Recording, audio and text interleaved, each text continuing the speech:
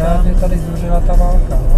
Tak si říkám, proč to tak jako to, že to bylo se tak hrozné už, no. Že tady nic není, ty normálně puste.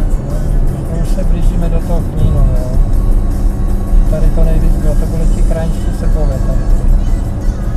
Za chodník, tady vidíš, že udělali chodníky, už teda když to dělali, ale... No, tady mě přece brali ti Poliši, jestli si pamatuješ, někde nahoře. Já jsem si jížděl, předěli jsme to nákladě. Jo, tady ta rovinka, vidíš to, jo.